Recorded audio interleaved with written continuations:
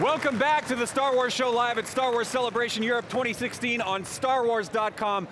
I'm here with Michael Carter, the actor portrayed Bib Fortuna in Return of the Jedi. You've said before, Bib Fortuna is very famous, but you not so much? Bib Fortuna is very famous. Yes. I'm hardly known within my own family. So let's go back to the early 80s real quick. You're doing a musical in the West End. Yeah. And casting director Mary Selway sees you in it. That's right, yeah. What happened next? I got a call from my agent to go and see a director about a film called Blue Harvest, and I almost didn't see it because the train was late. And then when I got into the film studio in Twickenham, and announced I was there to see Richard Marquand, they didn't phone upstairs, so they didn't know I was here, and they were actually leaving the building when Mary Selway spotted me. And I went in, saw Richard. He said, we're doing this science fiction film in about 4 months. Would you be interested in playing the part of an alien? You speak a very funny language. And I said, I don't know if I am really. But he kind of worked on me, and he actually gave me the offer on there and then.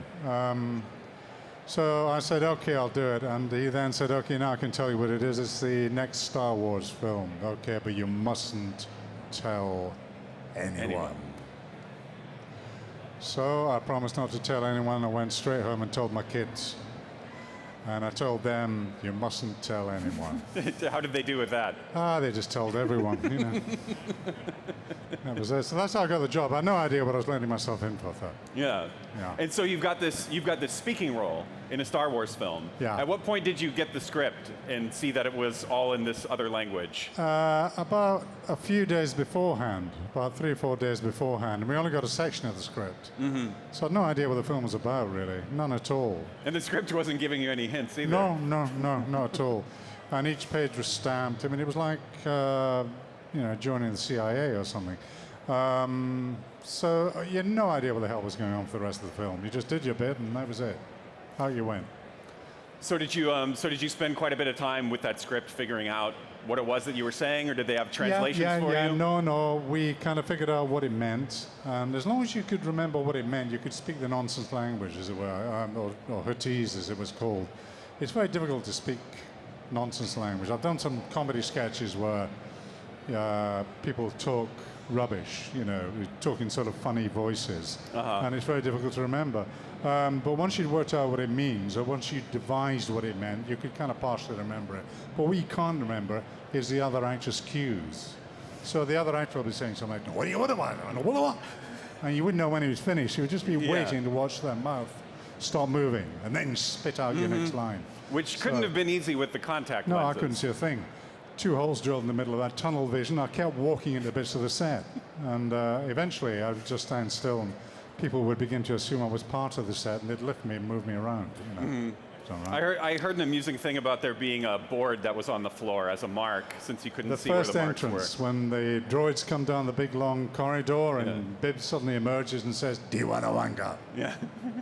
Well, the first time I tried that, I couldn't hear the marks, I couldn't see a thing. So they put a board, they put 2x4 bit of wood, set it up, I tested it out, they said action, I went straight in, went, Diwanawanga! Right out of frame, tripped over it. So that was the first time it disappeared from the frame. Well, and everybody that you're on set with in Jabba's palace, everyone is in these elaborate no one can see. No, nobody knows who you are either. You wander around afterwards having taken your makeup off, and nobody knows. You've had a scene with somebody, they don't know what you look like. You don't know what they look like. Oh, you may see yourself afterwards, but nobody knows what nobody characters knows they who were you playing. are. You say, which part did you play? I played Bib. Oh, you were... Oh. And, so that's what it was. Very crazy. It was like being a big kid. Yeah. Really, it was like being a big kid. It was great.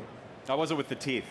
The teeth kept flying out at inappropriate moments, usually managing to hit somebody in the face. But after several takes, they were okay. But I couldn't, I had to speak. With the teeth in there, sounded like that. Yeah. Really strange. I really had to kind of articulate. Diwanawanga. Jabba, my successor to Jabba now. What is that? And also the weird thing was Jabba the Hutt, this huge monstrous monster. And his lines are being read off screen by the script by person. A stage manager, a young girl stage manager.